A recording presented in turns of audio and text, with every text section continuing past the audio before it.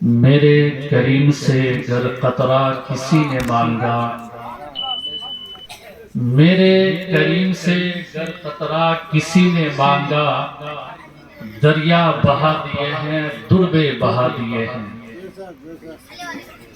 اور میں تو مالک ہی کہوں گا،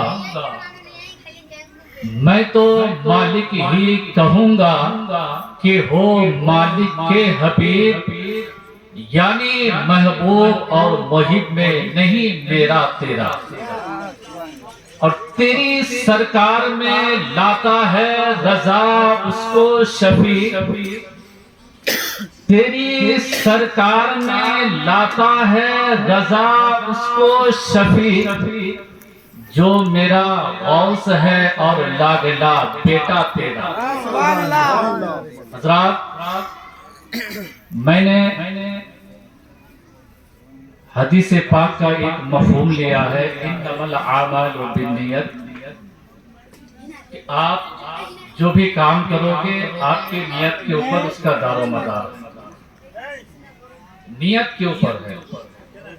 آپ اچھا کرو گے اچھی نیت سے تو اچھائی بھلائی، اگر آپ دکھاوا کرو گے تو آپ کے لیے کوئی فائدہ نہیں۔ اس تعلق سے میں ایک روایت بتاتا ہوں۔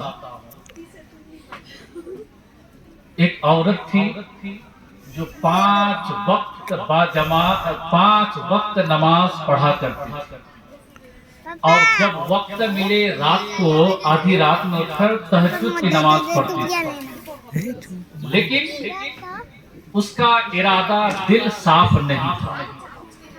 5 وقت نمازی ہے، قرآن کی تلاوت کرتی ہے، زبان پہ کبھی ذکر و اذکار کر لیتی ہے، کبھی وقت ملے تو گنبد خضرا والے مصطفیٰ پر درود و سلام بھی پڑھ لیتی ہے، لیکن اسی محلے میں ایک اور عورت ہے جو کبھی نماز نہیں پڑھتی ہے، جو کبھی تلاوت قرآن نہیں کرتی ہے، جو کبھی نیک عمل نہیں کرتی، نہ کبھی نیک کام کیا، کبھی بھی لوگوں سے لڑائی جھگڑا کرتی ہے، لیکن اتفاق کی بات دیکھیے، جو عورت نمازی ہے، جو عورت قرآن کی تلاوت کرتی ہے، جو عورت ذکر کرتی ہے، جو عورت درود و سلام پڑھتی ہے، جو عورت تہجد پڑھتی ہے، اس نے ایک جانور کو ہلکا گناہ سمجھ کر ایک بلی کو اپنے دوپٹہ سے باندھ کر رکھا، وہ بلی پانی سے پیاس سے تڑپ کے مر جاتی ہے، اللہ تعالیٰ کی رحمت اس پر ناراض ہو جاتی ہے۔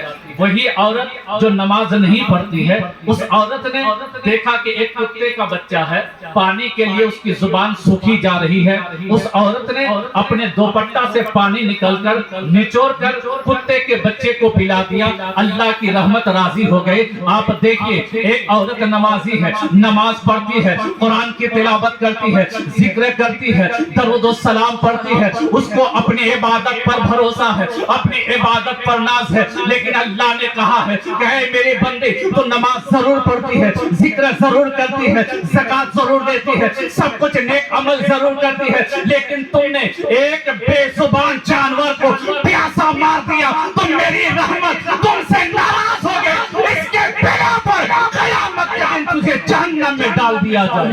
نعرہ تکبیر، نعرہ تکبیر، نعرہ تکبیر، نعرہ رسالت، نعرہ رسالت، مسلک اعلیٰ حضرت، نعرہ تکبیر۔ اب دوسری عورت جو نماز نہیں پڑھتی ہے، روزہ نہیں رکھی ہے، تلاوت قرآن نہیں کرتی ہے، نہ کبھی ذکر کیا، نہ کبھی نیک کام کیا، لیکن اس عورت نے ایک کتے کے بچے کو پانی پلانے کی وجہ سے اللہ کی رحمت اس پر راضی ہو گئی۔ اللہ کی رحمت نے آواز دیا، اے میرے بندے، گرچہ تو گنہگار ہے لیکن میری رحمت کے بنا پر کل قیامت کے دن تمہارے گناہ کو معاف کر کے تجھے جنت عطا کر دیا۔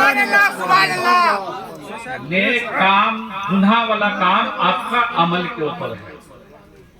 آپ اس عورت نے چھوٹی نیکی سمجھ کر بلی کے بچے کو پیاس ہی مار دیا، اللہ نے اس کے بدلے اس کو جہنم میں دے دیا، اور اس نے ایک چھوٹی نیکی سمجھ کر کتے کے بچے کو پانی پلایا، اللہ کی رحمت راضی ہو گئی تو جنتی بن۔ آپ دیکھیں، सूफी मिल्लत मुंशी खलील रहमान के उर्स पे आने वालों, ये वो बंदा है, ये वो अल्लाह के नेक बंदे हैं जिन्होंने कभी अपनी जिंदगी में नमाज कज़ा नहीं की है। चाहे ठंडी हो, चाहे गर्मी हो, चाहे बारिश हो, चाहे धूप हो, कैसा भी मौसम हो, लेकिन नमाज अदा की है, जुबान पे जिक्र खुदा जारी किया है। लेकिन इसीलिए आज इनके उर्से पे लाखों लोग आते हैं, बेगर बुलाए आते हैं, किसी को पैसा नहीं दिया जाता है, किसी को दावत देकर जबरदस्ती बुलाया नहीं जाता है, इसलिए कि इन्होंने जिंदगी पे अल्लाह से मोहब्बत की है, रसूल पाक से मोहब्बत की है। इसलिए रब का फरमान है कि जो बंदा दुनिया में मुझसे मोहब्बत करता है, लोगों के दिलों में उसकी मोहब्बत पैदा फरमाता है। अल्लाह की मोहब्बत इनके दिल में थी तो अल्लाह ने सारे लोगों की मोहब्बत इसके दिल में पैदा फरमा दिया है। इसीलिए आप इतने ठंडी में आए हो, आपको बुलाया नहीं गया, आप मोहब्बत में आए हो। सूफी मिल्लत इतने मोतबर आदमी थे, आप जानते हो आज हम 20 साल 25 साल के हैं, 30 साल के हैं, यहाँ से अगर चितकुन मोड़ जाना पड़े तो हम थक जाते हैं। पहले माटीगुंडा चले जाते थे, चलना नहीं होता है, नहीं चल सकते। बांजबारी तक जाते हैं तो पाँव में दर्द होता है। लेकिन सूफी मिल्लत को देखिए, 70 साल 75 साल 80 साल की उम्र है, रंगापाड़ा से चलकर बांजबारी आना, जुमे की नमाज पढ़ाना, बयान करना, वहाँ तकरीर करना, लोगों को हिदायत करना, नसीहत करना, जुमे की नमाज पढ़ाकर, सलाम पढ़ाकर, लोगों से मुसाफा करके फिर चलकर अपने घर आना। यहाँ आए तो कोई औरत बैठी है, कोई लोग बैठे हैं, कोई ताबीज के लिए आए हैं, कोई दुआ के लिए आए हैं, कोई फूक के लिए आए हैं, कोई आके कहते हैं मेरा बच्चा रोता है, मेरा बच्चा रो रहा है, मेरे घर में ये परेशानी है, मेरे घर में ये है, मेरे घर में तबीयत खराब है, मैं बीमार हूँ, डॉक्टर को दिखाया, इलाज किया, शिफा ना मिली, लेकिन किसी ने ताबीज दिया, किसी ने फूक लिया, किसी ने दम कर लिया, किसी ने पानी पढ़ा लिया, किसी ने तेल दम कर लिया, फिर यहाँ कामों को निपटाकर असर की नमाज हमारी मस्जिद में पढ़कर फिर चलकर यहाँ से इसी रास्ते से हिना पड़ा जाकर वहाँ मगरिब की नमाज पढ़ाना। लेकिन थके नहीं है। क्यों नहीं थके हैं? इतने उम्र होने के बाद इसलिए नहीं थके हैं कि इनके दिल में अल्लाह उसके रसूल की मोहब्बत थी। और रसूल करीम फरमाता है जिनके दिल में अल्लाह उसके रसूल की मोहब्बत होती है, इंसान बुरा होता है, उसका दिल जवान हो जाया। नारे तकबीर, नारे रिसालत, नारे हैदरी, वरसे खलीली व रफाकती, नारे तकबीर। इसलिए कि इंसान तो उम्र दराज बूढ़ा हो सकता है, लेकिन दिल कभी बूढ़ा नहीं होता। अब मेरे आका का फरमान देखिए, मुस्तफा जाने रहमत सल्लल्लाहु ताला अलैहि वसल्लम का कमाल देखिए, मुस्तफा का मोजेज़ा देखिए, मुस्तफा का अता देखिए, मुस्तफा का नजर करम देखिए।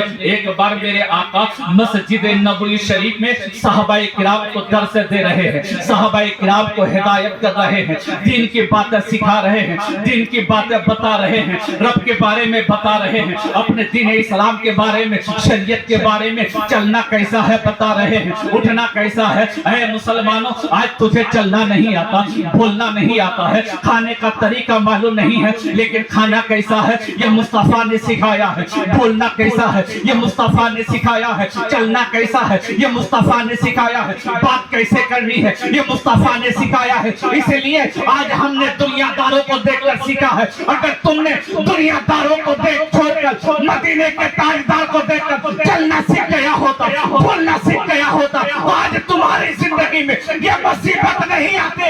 इसलिए जो सुन्नत मुस्तफा पे अमल करता है अल्लाह उसकी जिंदगी में बेशुमार आप देखिए, मस्जिद नबवी शरीफ में रसूल करीम सल्लल्लाहु अलैहि वसल्लम सहाबाए किराम को दर्स दे रहे थे। तो पहले जो दर्स देते आवाज ऊंची थी, उस दिन जो दे रहे हैं तो आवाज कम है, भूखे हैं, प्यासे हैं। एक सहाबी उठकर घर आए, अपनी बीवी से कहा کہ آج ہمارے نبی جو درس دے رہے تھے آواز بہت کم تھی، لگتا ہے کہ نبی کچھ کھائے پیے نہیں ہے۔ بی بی نے کہا کیا کرو گے، گھر میں کچھ آٹا نہیں ہے، کچھ کھانے کا انتظام نہیں ہے جو دعوت کر دی جاتی۔ آدھی کے جی 1 کیجی آٹا کے قریب ہے، ایک بکری کا بچہ، اگر کہو تو میں روٹی پکا لوں، بکری کا بچہ ذبح کر دو، پکا لوں، مصطفیٰ کی دعوت دے دو۔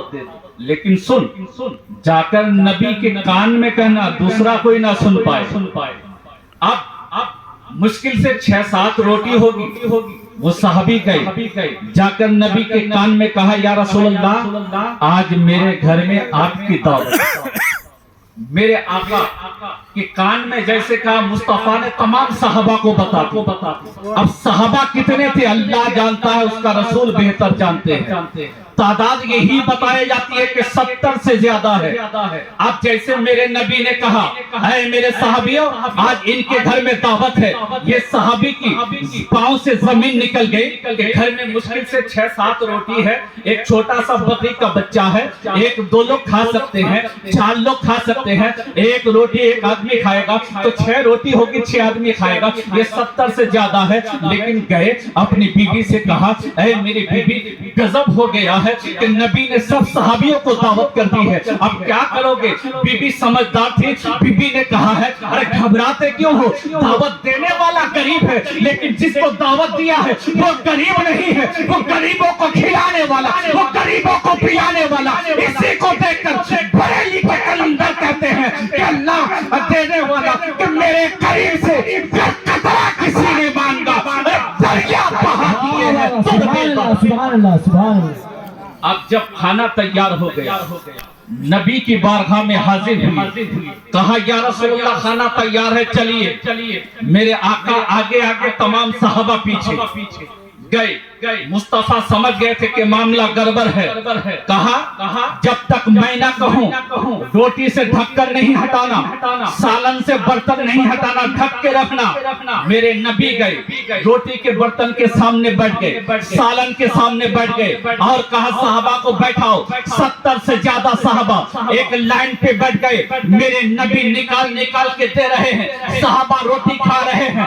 70 سے زیادہ صحابہ نے پیٹ بھر کے کھایا، جی بھر کے کھایا۔ پھر پوچھا جا رہا ہے اور کھاؤ گے؟ کہا نہیں کھاؤں گا، پیٹ بھر چکا ہے، پیٹ میں جگہ نہیں ہے۔ لیکن میرے نبی نے کہا تھا جب تک مہمان کھانا لے دسترخوان سے یا برتن سے برتن ڈھکن ہٹانا نہیں۔ آپ جب میرے نبی نے سب کو کھلا دیا، سب کھا کے چلے گئے، میرے نبی نے کہا کہ تمہارے گھر والوں کو بلا لو۔ ان کے گھر والوں کو بلا لیا گیا، میرے نبی بھی بیٹھے، روٹی نکالا جا رہا ہے، کھائی جا رہی ہے، روٹی نکالا جا رہا ہے، کھائی جا رہی ہے، سالن نکالا جا رہا ہے، کھائی جا رہی ہے۔ لیکن اس کے گھر والے کہتے ہیں میرے نبی کے کھانے کے بعد جب میرے نبی چلے گئے، یہ صحابی کہتے ہیں جب میں نے ڈھکن اٹھایا تو میں کیا دیکھا کہ جتنی روٹی پہلے تھی ابھی بھی اتنی روٹی گھر میں موجود ہے، پہلے جتنا سالن گھر میں تھا ابھی بھی اتنا ہی سالن گھر میں موجود ہے۔ یہ حیرت میں پڑ گیا، اتنے کھائے کہ برکت کیسے ہوئی؟ تو میرے مصطفیٰ قریب مصطفیٰ فرماتے ہیں جس کھانے پہ میں ہاتھ لگا دیتا ہوں اللہ بے شمار برکت عطا۔ نعرہ تکبیر، نعرہ تکبیر، نعرہ رسالت، نعرہ رسالت، مسلک اعلیٰ حضرت عرس خلیلی اور رفاقتی، نعرہ تکبیر۔ اس لیے جو کام کرو گے دل سے کرو، اچھی نیت کے ساتھ، تاکہ اس کا بدلہ ملے۔ یہ نہیں کہ صرف میں کروں اور لوگ مجھے کہیں کہ اچھا کام کرتا ہوں۔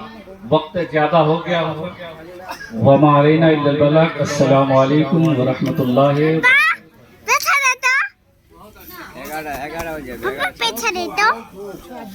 سبحان اللہ سبحان اللہ، ماشاء اللہ، بہت ہی عمدہ بیان۔ زندگی سنوارنے کے لیے ہزاروں تقریر نہیں، یہ کی